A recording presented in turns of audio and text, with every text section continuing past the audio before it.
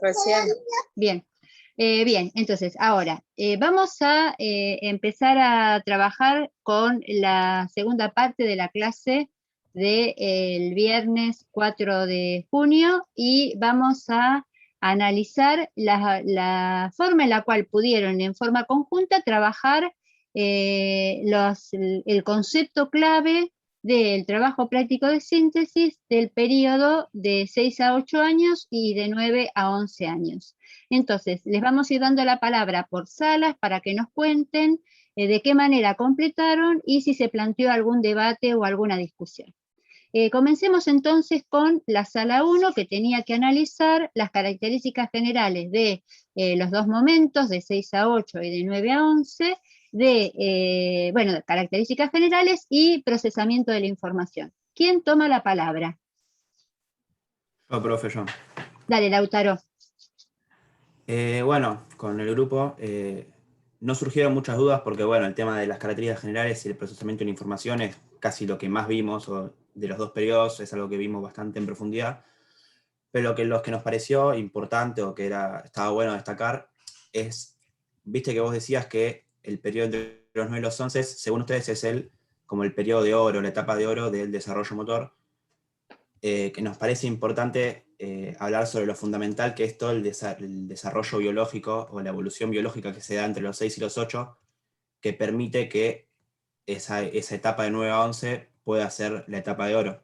Como que sin todo ese desarrollo biológico que se da entre los 6 y los 8, el tema de empezar a combinar habilidades, empezar a poder participar en los deportes y otras cosas que no voy a mencionar porque tiene que mencionar ya los otros grupos cuando vayan hablando, hace que se pueda dar esa etapa de oro entre los 9 y los 11, que de los 9 y los 11 nosotros lo que destacamos, lo que nos parece importante, es que es como el auge de las relaciones sociales, ¿no? Que para nosotros lo más importante de esa etapa es que el chico empieza como a relacionarse con sus pares de forma más voluntaria y no tanto porque lo meten los padres o porque los meten en un lugar y no les queda otra que interactuar, sino que ya empiezan a decidir con quiénes y de qué forma establecer relaciones sociales, y eso nos pareció como lo más importante entre estos periodos. Lo más importante de los 9 a los 11, y nunca dejar de hacer hincapié en el desarrollo biológico que sea entre los 6 y los 8, que hace que esto sea posible. Bien. Si ustedes, todo eso que vos me explicaste, Lautaro, si ustedes tuviesen que sintetizarlo en un concepto de 6 a 8, pensemos en la característica general, en un concepto de 6 a 8 y en un concepto de 9 a 11, ¿qué dirían en ese concepto que es característica general? Como para acordarse, o sea, la característica general es lo más importante que pasa en ese periodo. ¿Qué concepto pondrían? A ver, ¿qué dicen los demás? Porque Lautaro ya nos explicó y la fundamentación que dio está la fundamentación está muy buena. La fundamentación es lo que explica ese concepto. ¿Qué concepto pondrían allí, en esa celda? En el de 6 ¿A 8? Sí, aprendizaje, es una etapa de transición del aprendizaje, es una etapa muy marcada en la transición y la incorporación de aprendizajes porque comienza a tener un control mayor sobre su cuerpo y bueno, perfecciona las habilidades motrices generales, o sea que yo diría que es la etapa del aprendizaje. Bien, Celia dice que es la etapa del aprendizaje. Yo para que no nos vayamos y no se nos haga muy largo, lo que vamos a plantear, ahí podríamos poner como característica general esto que les vengo planteando, que es como el concepto clave. Ahí podríamos poner transición, ¿sí? Dos cosas que diferencian al periodo de 6 a 8 es la transición en todo, y el otro concepto central es el aprendizaje de las cadenas, ¿sí? Transición y aprendizaje de cadenas. Perdón. Transición y aprendizaje de cadenas. Esos son los dos, esa es la síntesis, ¿sí? General de este periodo de 6 a 8. Bien, ¿qué decimos qué tenemos que poner en procesamiento de la información? Perdón, y de 9 a 11, ¿qué diríamos? Perdón. Aprendizaje de las específicas. Exacto, aprendizaje de habilidades específicas. Tal cual, así como dijimos, De 6 a 8, aprendizaje de cadenas. De 9 a 11, aprendizaje o habilidades específicas. ¿Y cuál era el otro concepto clave de 9 a 11? Que dijimos que en todo momento era una etapa de... Había una palabra. Polivalencia. No. Polivalencia, profe. Ese podría ser en general, pero Miguel, pero estamos pensando en algo que contrarreste la transición, mientras que en el periodo de 6 a... Dominio, y nosotros usamos la palabra, ahí está Lorena, afianzamiento, ¿sí? Afianzamiento, lo que veíamos es que el periodo de 9 a 11, mientras que en uno se estaba en transición, en el otro, todo lo que estaba en transición se afianzaba. Afianzamiento y aprendizaje de habilidades específicas, ¿sí? Esos serían los dos conceptos centrales de las características generales. ¿Qué pasa con el procesamiento de la información? ¿Qué decimos de 6 a 8? Ejecución. No sé si quiere hablar alguno de los otros que estuvieron en el grupo conmigo. Alguien dijo algo recién. ¿Qué decís vos, Lautaro? Decilo vos. Bueno, entre los 6 y los 8, según los textos, se hace como el acento en la ejecución. Bien. Pero no solo en la ejecución, sino en la percepción-ejecución. Como sí. un conjunto. No sé si tendrá que ver con que la ejecución no deja, o sea, porque ya había aparecido la ejecución en otros periodos, pero era como una ejecución vacía. Solo el hecho de ejecutar sin percibir, sin pensar en lo que estaba alrededor. Y como que en esta etapa ya esa ejecución empieza a estar determinada por lo que uno percibe de sus alrededores. Ajá. Está muy bien lo que vos estás planteando. Nosotros, para no dar lugar a confusión, si quieren, señalen. En realidad, donde está el acento es en la ejecución. Y si quieren, entre paréntesis, pueden poner como que también está en combinación con la percepción. Pero el acento por el aprendizaje de las cadenas es en la ejecución. ¿Y qué pasa? En lo que me interesa, porque esto no lo dijimos ni ayer ni hoy, ¿qué pasa con el periodo de 9 a 11? Está la decisión, profe. ¡Chachán! En la decisión, ¿para qué deportes y para qué habilidades? No dependía de la... Las cerradas, profe. Esperen que está hablando, esperen que está hablando Nahuel. Ahí vamos, ¿eh? No, pero lo dijeron bien. Lo dijeron bien. Yo quería decir eso, que las habilidades cerradas eran más bien para la ejecución y que las habilidades abiertas tenías que entrenar más la toma de decisiones y todo lo perceptivo en general. Moño, para la respuesta de Nahuel. La respuesta es, depende del deporte. Esa es la respuesta. Y esto se da no solamente de 9 a 11, sino que se va a dar de aquí en más en todas las etapas. En todas las etapas de aquí en más, en la pubertad, en la adolescencia, en la adultez y aún en la vejez, el acento en el procesamiento de la información va a depender del deporte. Es decir, que si yo estoy haciendo un deporte, si quieren ponen, depende del deporte, y se hacen un llamadito y ponen esto que dijo Celia. Si estoy haciendo deportes sociomotores, y que sintetizó Nahuel, deporte sociomotor, acento en la decisión. Deporte psicomotor, acento en la ejecución. ¿Está claro? Entonces, ya no podemos hablar de, porque fíjense que acá el cambio es, pasamos del acento de la etapa al acento del tipo de actividad que hago. Si yo hago una actividad psicomotriz, acento en la ejecución. Si hago una actividad sociomotriz, acento en la decisión. ¿Mm?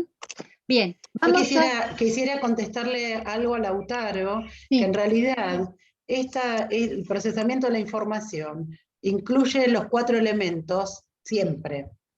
O sea que puede haber en una etapa que se vuelva a repetir, suponete la ejecución como en los primeros años, y después se vuelve a poner el foco porque cambian las condiciones, pero siempre están todas las dimensiones, ¿sí? La percepción, la toma de decisiones y la ejecución y la retroalimentación. Tal cual, esto que plantea Ceci es central. piensen que nosotros estamos hablando de acentos. Acento quiere decir qué es lo que está más sensible, qué es lo que está en su periodo crítico para incentivarlo, para estimularlo, pero que todas las otras dimensiones, porque uno todo el tiempo está procesando, percibiendo, decidiendo, ejecutando y retroalimentándose. Bien, muy bien, la sala 1. ¿Algún otro comentario para hacer? Les quedó entonces completo ya característica general y procesamiento de la información. Vamos a desarrollo intelectual y tipos de juego para la sala 2. ¿Quiénes nos ayudan con la sala 2? Nosotros, profe. ¿Qué decís, Cristina? ¿Cómo completaron? Bueno, nosotros pusimos de 6 a 8 en la parte de periodo, que es una transición del periodo operatorio concreto. Bien. Y después la táctica o los juegos son juegos codificados. Muy bien. De relevos y demás. Perfecto. Bueno, y después en el periodo de 9 a 11, la parte de periodo pusimos operatorio concreto, que es el afianzamiento, ya está en ese periodo. Y en la parte de táctica y juegos tenemos como así un tema de discusión que no sabíamos si poner sociomotores, por este tema de la pérdida del egocentrismo y la cooperación y todo eso, o iniciación deportiva. Bien, vamos a hacer una consulta a los que no estuvieron trabajando con ustedes.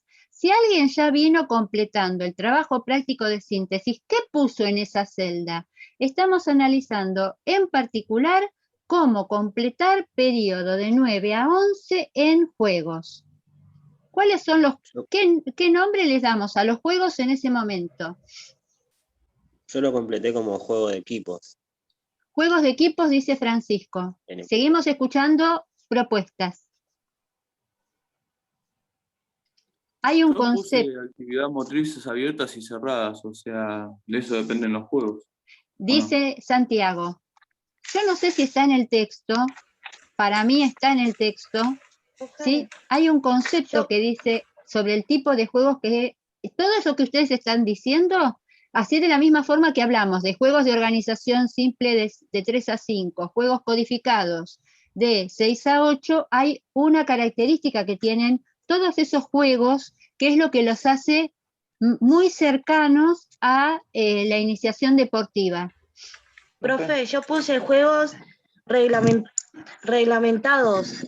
Muy bien, Agustina, ese es el concepto. Juegos reglamentados, ¿sí? ¿Por qué? Porque lo que empieza a ser central en estos juegos es el aumento de las reglas que complejiza tanto la toma de decisiones como la interacción, como los entornos en los cuales esos juegos se dan. Por eso es que, ¿por qué hablamos genéricamente de juegos reglamentados? Porque acá empieza una gran discusión en el campo de la iniciación deportiva, que algunos llaman juegos de iniciación deportiva, otros los llaman juegos fundamentadores, otros los llaman juegos aplicativos, otros los llaman, bueno, todos esos juegos que complejizan las interacciones y hacen que los sujetos tengan que estar más atentos a cómo se organiza el espacio y qué tipo de vínculos y de qué tipo de relaciones pueden establecer de cooperación o oposición, los vamos a llamar juegos reglamentados. Y son la antesala de los deportes, que vamos a ver, o también ustedes podrían poner allí juegos reglamentados o juegos de iniciación deportiva. Lo que pasa que no siempre los juegos tienen que ver con el deporte. Por ejemplo, si yo les planteo, yo no sé si lo conocieron o lo escucharon alguna vez, un juego como es la toma de la Bastilla, ¿sí? Que es un juego donde se forman dos equipos, donde se pone un elemento a robar, donde se pueden usarse o no objetos para robar ese elemento y donde hay toda una reglamentación compleja de organización de cada uno de los equipos, ese no es un juego de iniciación ni al básquetbol, ni al fútbol, ni a nada, es un juego de iniciación, un juego de toma de decisiones permanente, entonces, y de acuerdos entre los equipos. Entonces, no necesariamente los juegos que se juegan con reglamentos muy complejos son juegos previos a los deportes. el aprendizaje que tienen es que los chicos puedan empezar a interactuar entre ellos, acordar entre ellos, a respetar espacios limitados y a tomar decisiones en conjunto. Bien, ¿se entendió la idea entonces de esto de los juegos reglamentados? Los juegos reglamentados son juegos que incluyen, podrían ser también juegos reglamentados o de iniciación deportiva, y que incluyen toda esta posibilidad de interacción a partir del inicio de la cooperación. Acuérdense que estamos en una cooperación incipiente, y de la posibilidad de interacción sociomotriz. Muy bien, vamos a... Excelente para la sala 2. Vamos a la sala 3. ¿Qué plantea la sala 3 sobre la percepción? ¿Cómo completaron? Pasa de una transición a una moral autónoma. Ah, perdón, me olvidé lo de la moral. Me iba ya lo de... sí, la sala 3 no estábamos en percepción, estábamos en afectividad. Perdón, Estamos Santiago. en afectividad y moral. Bien, muy bien, perdón, me equivoqué yo. Bueno, transición a una moral autónoma, y pasa por un proceso de descentralización que es producto del fin del egocentrismo. Cuando pasa de una moral heterónoma a una autónoma, quiere decir que ya como que las reglas que les imponen los adultos no juegan su rol, sino que como que ya empezás a comprender las normas y a participar en ellas, como a tratar de entenderlas y hacer que se cumplan. Y bueno, y surgen sentimientos como la honradez, bueno, también eso es lo afectivo también, surgen como la honradez, la justicia, camaradería y todas esas cosas. Qué interesante, todo lo que explicaste está muy buena síntesis. En la columna de afectividad, entonces, ¿qué pondrían?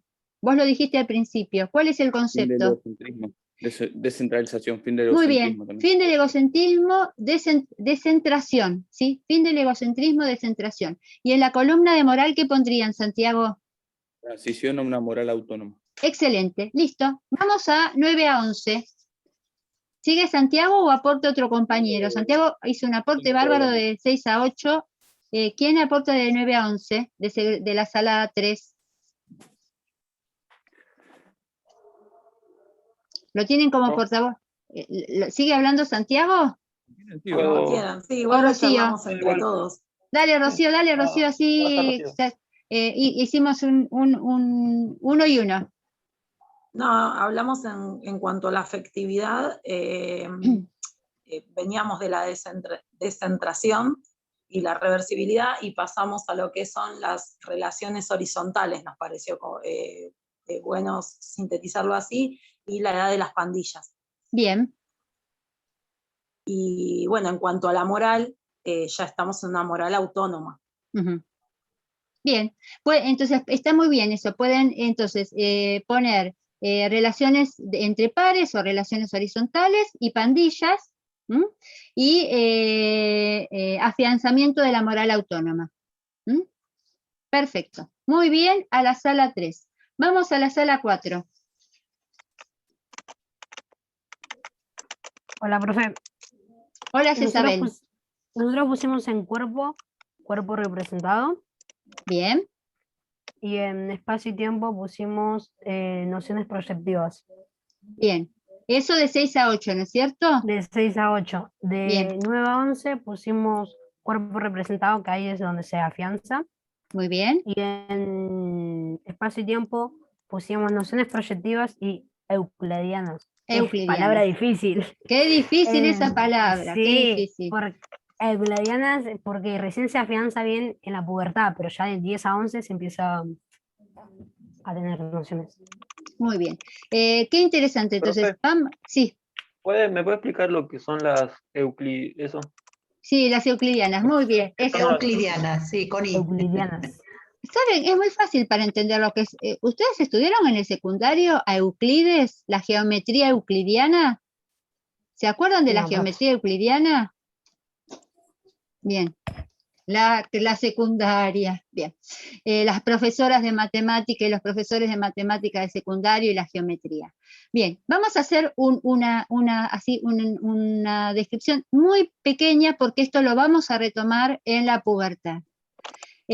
vamos a decir primero que lo que pusieron sobre cuerpo está muy bien. Y que en general lo que hay que pensar, que el cuerpo primero vamos a hablar de 6 a 8. El cuerpo representado, acuérdense que va de la mano de las operaciones concretas. Que entonces, a los 6 años, esto ya lo aclaramos la semana pasada, recién hay un inicio de empezar a representarse mentalmente el cuerpo. A partir de lo que dijimos, los esquemas posturales y los esquemas de acción. ¿Sí? Hay un inicio, pero está bien, estamos pensando en 2 años. A lo largo de esos 2 años, los niños se representan a sí mismos. De 9 a 11 continúa la representación, o sea que en cuerpo representado. En espacio también pasa lo mismo. Recuerden que estamos en acceso a las operaciones concretas. Entonces, en realidad, algo ya dijimos ayer, busquen en los videos sobre proyección.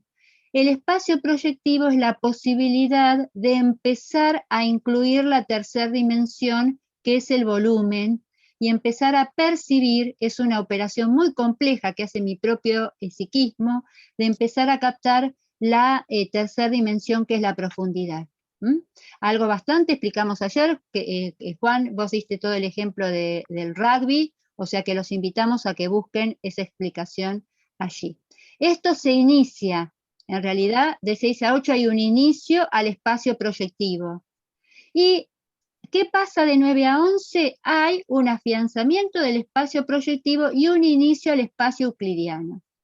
¿Qué características tiene el espacio euclidiano? Que el espacio euclidiano va a requerir del pensamiento operatorio formal. O sea que yo, en realidad, si ustedes me dicen a mí, yo el espacio euclidiano lo dejaría para la pubertad. El espacio euclidiano requiere del pensamiento abstracto y formal. ¿Y qué es? Es la posibilidad de armar esquemas de referencias. El espacio euclidiano es el que me permite manejarme con gráficos de coordenadas, de escalas, incluir toda la representación mental que uno tiene del espacio con todas las categorías posibles, concretas y abstractas. Y eso por eso es la forma en la cual Euclides, el geómetra griego, tuvo la posibilidad de abstraer y representar y explicar el espacio. Todas esas categorías ya les digo, de perspectiva, de escala, de ángulos, de sistemas de referencia, se construyen a partir del pensamiento formal. ¿Qué es el espacio euclidiano? Para decírselos con un ejemplo, el espacio euclidiano es tener la capacidad de representarse lo que uno no ve. Es decir, yo estoy jugando, estoy en el medio de la cancha, ¿sí? ¿Y yo qué veo en la cancha? Yo en la cancha veo lo que tengo hacia adelante. No veo, y algo de lo que tengo hacia los costados, me señala Ceci, pero yo no veo lo que tengo atrás. Sin embargo, tener una representación euclidiana del espacio me permite tener en mi cabeza mi sistema de referencias que dice, hacia adelante tengo el arco contrario, a los costados tengo a mis compañeros y mis contrarios, atrás tengo el arco que tengo que defender. Hay líneas, hay personas, si yo corro hacia allá, me estoy proyectando, bueno, toda esa organización, ese sistema de referencias me lo permite el espacio euclidiano, donde yo puedo representarme lo que veo y lo que no veo también. Entonces, un ejemplo, no sé, casi seguro que todos vieron el partido de ayer, fue una falta que provocó un jugador, que si no me equivoco era Alexis, chileno, que venía corriendo y lo venía siguiendo, lo venía marcando otro jugador argentino, y frenó de golpe, y el jugador no lo veía, pero se ve que él podía representarse la situación. Al frenar de golpe, el jugador argentino se le cayó encima, y entonces en vez de perder la pelota, permitió rearmar el equipo para seguir jugando hacia adelante. Eso en un segundo, digamos, esa capacidad de abstracción le permite tomar una decisión. Y esa decisión la puede tomar porque tiene una representación euclidiana del espacio, ¿sí?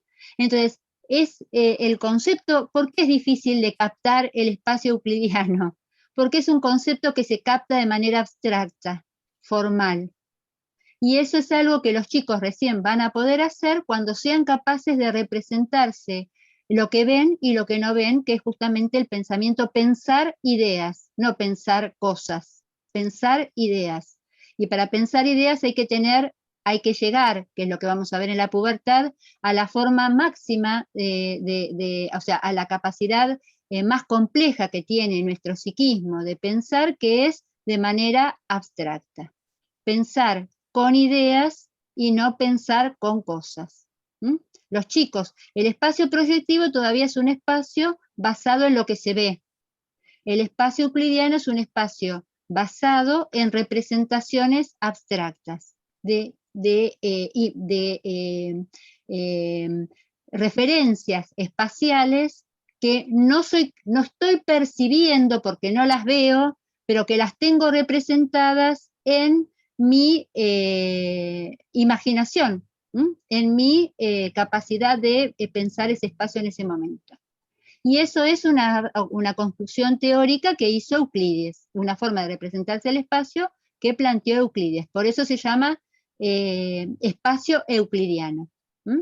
Es más, ustedes tienen internet a sus manos, busquen en Wikipedia, busquen en distintas páginas qué es el espacio euclidiano. Y busquen ejemplos de uso del espacio euclidiano en el deporte. Así la semana que viene nos cuentan ustedes a nosotros todo lo que encontraron sobre espacio euclidiano. Sí. Sería como imaginarse situaciones, ¿no? Imaginarse distintas situaciones y de ahí tomar una decisión para que suceda, pero puede pasar o no. Tal cual, pero Francisco, imaginarse situaciones es lo que nosotros vamos a decir a partir de la semana que viene cuando veamos pensamiento formal, anticipación perceptiva y táctica. Pero para que vos te puedas imaginar una situación, esa situación no te la imaginás en abstracto, te la imaginás con referencias espaciales. Esa forma de representarte el espacio diciendo adentro de tu cabeza, esto está acá, lo otro está allá, lo otro está allá, y acá hay líneas que yo no estoy mirando, esa forma de representarte el espacio con todos los elementos que tienen que estar en ese espacio, que es lo que se llama sistema de referencias, con toda la información, ángulos, escalas, perspectivas y demás, esa forma tan compleja de representarte el espacio, que es la que te va a permitir tomar las decisiones, es el espacio euclidiano. No sé si fui clara, o sea, el espacio euclidiano es el que te permite imaginarte lo que no ves. Bien, entonces, volviendo a lo tuyo, Jezabel, yo pondría ahí espacio proyectivo, iniciación del euclidiano. Bien, muy bien para la sala 4. Vamos a la sala 5. Nosotros, profe, Julieta. teníamos crecimiento y maduración. Bien. Lo que es de 6 a 8 en crecimiento, pusimos las siguientes frases. Armonía en la conformación corporal. Sí. Armonía en la conformación corporal. Sin diferencias notables en talla y peso entre sexos. Sí. Y recambio de la dentición.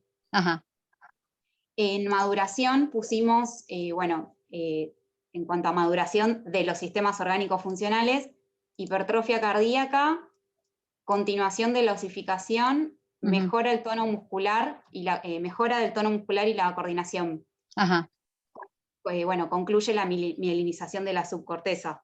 Bien. Hicieron una síntesis hermosa, Julieta. Si no la pierdan esa síntesis, para poner en el trabajo práctico de síntesis, la idea sería que pongan lo más importante, ¿sí? Sí. A mí me parece que, por ejemplo, de 6 a 8 en crecimiento, la idea de, si a ustedes el concepto de armonía, ¿sí? Corporal les hace poder sintetizar la idea de que lo que hay es una regularidad, es un periodo, si pensamos siempre el crecimiento en los parámetros, hay una regularidad de la talla, ¿sí? Bien. Ese sería lo más importante, armonía o regularidad en la talla. Y en todo lo que dijeron de maduración, quizás lo más importante es lo que señalaron respecto de la hipertrofia, inicio de hipertrofia cardíaca. ¿No? Eso sería como lo más importante. Y si quieren, inicio de hipertrofia cardíaca, a mí me parece que es lo más importante para poner de 6 a 8. Y que, o sea, todo lo otro que dijiste está muy bien, lo que pasa que si lo ponen todo en el trabajo práctico de síntesis le va a quedar, o sea, claro, les queda muy largo. Por eso, la idea es que ustedes pongan el concepto y si quieren pueden tener su propio machete aparte y todo esto que vas poniendo como notas de síntesis están muy buenas. Bien, ¿qué dirían de 9 a 11? De 9 a 11, cuerpo proporcionado, ajá, crecimiento en anchura, ajá, y aumento de tejido graso subcutáneo. Ajá. Eso tenemos en crecimiento. Bien. Y en maduración. Sí, seguí, vemos los dos conceptos juntos. Bueno, y en maduración pusimos maduración de las áreas frontales del cerebro, ajá, aumento de las conexiones dendricas y sinápticas, ajá, mejoras de sistemas sensoriales. Bien. De nuevo, la síntesis está espectacular. Los dos conceptos, las dos formas en las que hicieron la síntesis está espectacular. ¿Sí? El concepto para poner de crecimiento de 9 a 11 es seguir con la regularidad, ¿sí? Regularidad de talla, porque esto que pasa, que hay que aclarar que el tema del aumento del tejido graso subcutáneo se da más en varones que en mujeres, es una tendencia más en varones, pero sigue habiendo regularidad en la talla. Sin embargo, ahí lo que habría que aclarar es que podría empezar a haber inicio de pico en mujeres. Acuérdense que a los 11 muchas nenas ya entraron en la pubertad. Por eso es que eso va de la mano de lo que van a poner en maduración, ¿sí? Todo lo que vos señalaste de maduración está, o sea que hay en realidad todo eso que vos dijiste de conexiones dendríticas, sinápticas, maduración que empieza la maduración del lóbulo frontal y demás, eso, la síntesis sería avance de la mielinización de la corteza. De la corteza, sí. Claro. Avance de mielinización de la corteza, que acuérdense que termina de mielinizarse claro. En un 95% claro. en ese momento, ¿no? Que para la pubertad está mielinizada. Así como concluía la subcorteza en el periodo anterior, acá es el avance de, digamos, de la mielinización de la corteza. De la corteza, que va a estar casi completada en la pubertad en el 95%. Y ahí también lo que habría que poner entonces, avance de mielinización de corteza y inicio de madurez sexual en nenas. ¿Sí? Madurez sexual en mujeres. Perdón, me lo olvidé, sí, me lo había dicho Candelaria, que estaba conmigo y me olvidé de decirlo recién, pero sí. Sí, inicio maduración sexual en niñas, sí. En niñas, porque acuérdense que eso lo vamos a marcar, pero ya esa es la dificultad que tiene este periodo, que ya nos vamos a encontrar con nenas que muchas nenas empiezan con la madurez sexual a los 10 años, y ya muchas nenas a los 11 ya empezaron a crecer. Y es más, ahí es donde ya vemos que inclusive es la etapa donde vemos que tenemos nenas mucho más altas que los varones. Bien, muy bien, Julieta. Todo eso otro que anotaron, compártanlo porque está muy bueno para que lo guarden como síntesis de los rasgos distintivos.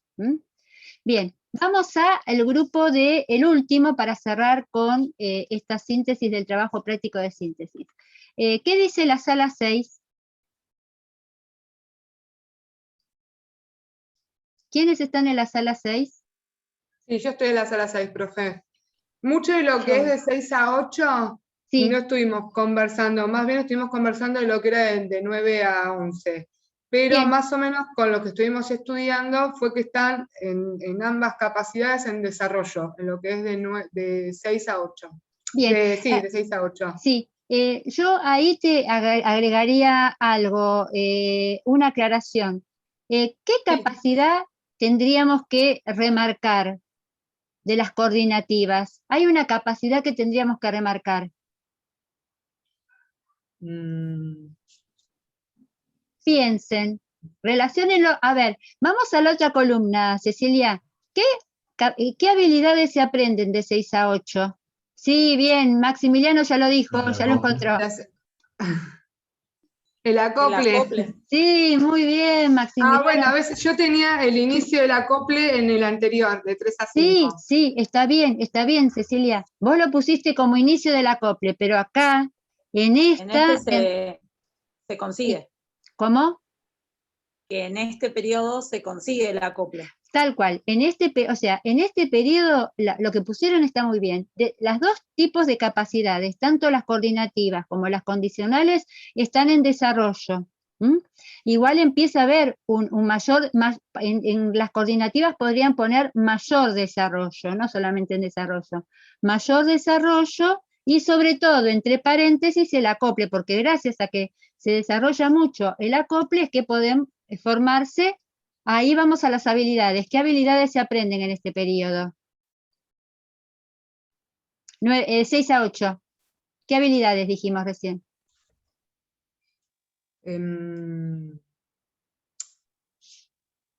6 a 8. Profe, yo tengo las habilidades combinadas. Sí, señora, ahí está, ahí lo encontró Las Rocío. cadenas motrices. Entonces, claro, tal cual. Entonces, de 6 a 8 tenemos de las capacidades, las condicionales en desarrollo, las coordinativas, mayor desarrollo con acento en el acople, y las habilidades, habilidades motrices combinadas o cadenas. ¿Sí? ¿Qué ibas a decir, Agus, que te corté? No, lo mismo que dijo Rocío. Yo en capacidades condicionales puse resistencia, Ajá. En coordinativas puse mejora y en habilidades motrices puse lo que dijo usted. Bueno, agregarle mejora de lo coordinativo del acople. La resistencia es sobre el final, porque se da lo de la hipertrofia cardíaca, pero en realidad siguen todas en desarrollo. No podemos decir que hay una que se destaque. Bien, vamos de 9 a 11. Bien, de 9 a 11 pusimos que están en desarrollo y que comienza lo que es el aprendizaje de entrada, que muy bien eso no lo terminé de entender, lo que es el aprendizaje de entrada. No había aparecido hasta ahora, Cecilia, qué bueno que lo encontraron. Bien. ¿Qué es el aprendizaje? Bueno, de las capacidades condicionales, ahí habría que poner algo como que diga, ojo con la flexibilidad. ¿Sí? ¿Qué quiero decir con ojo con la flexibilidad? Si hasta ahora no nos ocupamos de la flexibilidad, sí o sí hay que ocuparse de la flexibilidad que venía bien antes de la pubertad. Si no la ejercitamos, la flexibilidad antes de la pubertad, como se dice, fuiste. ¿Sí? ¿Por qué? Porque cuando empiece la pubertad y la hipertrofia muscular, vamos a tener problemas con la flexibilidad. Entonces, ahí en lo condicional pongan ejercitar la flexibilidad, para no olvidarse. Todas las demás están en desarrollo, pero hay que ejercitar sí o sí la flexibilidad. Y del aprendizaje de lo coordinativo, perdón, es justamente como dijo, ¿quién fue que dijo? ¿Santiago fue que dijo? O ya me olvidé, me parece que fue Santiago el que explicó cuando habló de las características generales. Todo esta idea de la edad de oro del aprendizaje motor, si lo pensamos desde la perspectiva de lo que se aprende, de las habilidades específicas, está dada por todo este desarrollo de las capacidades coordinativas. ¿Y saben por qué están tan bien desarrolladas las capacidades coordinativas? Por lo que explicó Julieta. Julieta dijo que empieza a haber un mayor desarrollo de las conexiones de las dendritas, mayor cantidad de sinapsis, hay mejor posibilidad de procesamiento de la información porque la corteza se está mielinizando. Esa posibilidad de que desde la maduración haya una mejora de la mielinización de la corteza hace posible que haya una mejora de la coordinación. Y entonces esa posibilidad de procesar mejor y de coordinar mejor hace que se dé lo que se llama aprendizaje de entrada. ¿Qué es aprendizaje de entrada? Que los chicos, sin que les expliquemos la técnica, un día de pronto llegan al entrenamiento y hacen una volcada, ¿sí? O hacen un jump shot. Y uno dice, ¿cómo hace el jump shot si yo nunca le enseñé en la clase de básquet jump shot? Él lo vio o ella lo vio, y como lo vio, y como tiene mucha experiencia motriz previa, y como su cerebro está con una plasticidad que le permite aprender a simple vista, eso es, con todo esto que dijimos, está más mielinizado, procesa mejor la información, tiene mucha experiencia motriz previa, es capaz de todo lo que dijimos hasta ahora, ¡pum!, aprende de entrada. Y esa capacidad de aprender de entrada se suma a uno de los beneficios para que esta sea una muy buena etapa y que nosotros la llamemos la etapa de oro del aprendizaje motor. ¿Quién va a poder eso? ¿Todos los chicos? ¿Cualquier chico va a poder aprender de entrada? No, los que estén ejercitados. Tal cual. Estén estimulados también. Tal cual, Jezabel, tal cual, Cecilia. Todos los chicos van a tener la capacidad, pero hay que tener las herramientas para eso. Y esas herramientas las tenés si tenés competencia motriz previa. ¿Mm? Bien. Alguien creo que... Una de las cosas... Sí, perdón. sí, disculpa, no. ¿Eso iría en habilidades o en capacidades coordinativas? Yo lo pondría en capacidad. El aprender de entradas es capacidades coordinativas, porque es la condición de la habilidad que va. ¿Qué habilidades se aprenden en esta etapa, Cecilia? ¿Cuáles son las que se aprenden de 9 a 11? Las combinadas. 9 a 11. Ah, de 9... Uy, me quedé. Las específicas, habilidades motrices específicas. Bien, Cecilia, ahí está, bien, las específicas, ¿sí? Acuérdense, cerradas y abiertas, de deportes psicomotores y deportes sociomotores. Excelente. Miren qué importante haber podido hacer esta síntesis, porque por más que vamos hablando, hay conceptos que no habíamos nombrado. No habíamos hablado ni habíamos explicado espacio euclidiano, no habíamos explicado aprender de entrada, que después son conceptos que ustedes encuentran en el texto y no saben a qué nos estamos refiriendo. Bien, ¿algo más que quieran compartir, comentar? Así terminamos antes de las 11 y la profesora Almada no nos reta. Sí, Miren, bueno, miren. yo quería, no sé si es en forma de pregunta, esto de que el niño es estimulado, como que ya tiene una edad suficiente para poder analizar todas las situaciones que lo rodean, más que nada en convivencia con una familia que viene ya del deporte de años.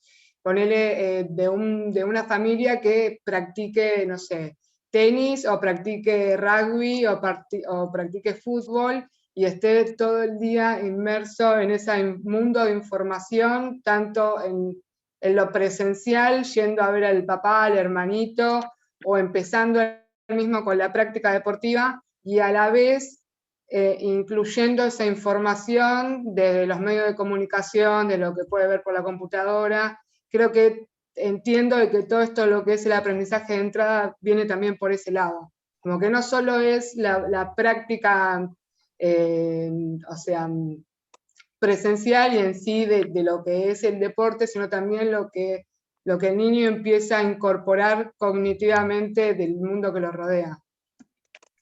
Sí, todo eso. Igual los designios del psiquismo y del aprendizaje son tan complejos porque, bueno, uno ve en familias, pensando en esto que vos planteabas de los aprendizajes, ¿no? Uno ve en familias de deportistas, hijos deportistas, y uno ve en familias de deportistas, hijos sedentarios, ¿no? Uno ve en familias de profesionales, hijos profesionales. Uno ve en familias de trabajadores, hijos profesionales. Y uno ve en familias de profesionales, hijos que no quieren estudiar. Entonces, qué complejo que es esto, ¿no? O sea, que uno lo que está pensando, no es esto siempre son como conceptos para poder interpretar, pero no, somos humanos. No es que papá profesional, hijo profesional, o papá deportista, hijo que están dadas las condiciones para, pero no Nada, nada, Ceci, por favor. No, lo que quería agregar es que otra vez recuerden el inicio de la materia, que abordamos el sujeto en su complejidad y que ustedes van a tener la responsabilidad de evaluar todos los factores que intervienen para entender por qué pasa lo que está describiendo la profesora, ¿sí? ¿Por qué alguien que nunca estuvo en contacto con el deporte puede destacarse? ¿Sí? Y a la inversa, ¿por qué alguien que nació en una familia de deportistas siente aversión hacia ello? ¿Sí? Entonces, digamos, esa es, digamos, la riqueza y la hermosura del trabajo que tienen ustedes por delante. Sí, yo simplemente para cerrar y para que terminemos exactamente a las 11, decir que lo que sí, esto que vos planteás, Cecilia, sobre todo con toda tu preocupación de tu pensar en, me imagino, desde tu maternidad, fíjate, ahí teníamos, vieron cómo aparecieron todas las hijas, ¿no? Ya vienen a reclamar a sus madres, ¿sí? Vienen a reclamar, las hijas vienen a reclamar a sus madres. Lo que nos falta Priscila por ahí, y nos falta, Malvi ya apareció, nos falta Priscila. O sea, lo importante que tenemos que tener en cuenta, Cecilia, es que esta es la etapa, o sea, ya lo vimos desde el nacimiento hasta los 5, y lo vemos ahora de 6 a 11, es la etapa donde, si vos me decís, ¿por qué habría que preocuparse? Habría que preocuparse porque los chicos disfruten de moverse. Lo que está comprobado es que las experiencias placenteras, ¿sí? Lo que se llama desde la teoría de la motivación, la satisfacción de la autonomía, de sentirte competente y de disfrutar con otros moviéndote, es lo que en alguna medida va a sentar las bases para que vos sigas haciendo aquello que te resultó placentero. Entonces, eso es lo único que está comprobado. Ahora, ¿eso garantiza que vos no seas un sedentario? Tampoco. Pero vos sí, como padre y como entrenador, de lo que te tenés que preocupar para darle un cierre a este periodo provisional y abrir pubertad la semana que viene, es generemos situaciones de placer moviéndonos. Entonces, si generamos situaciones de placer como entrenadores, como padres, como en las instituciones en las que estemos trabajando con niños, primero logramos que se sientan competentes motrizmente y que disfruten, y que quizás el día de mañana esto...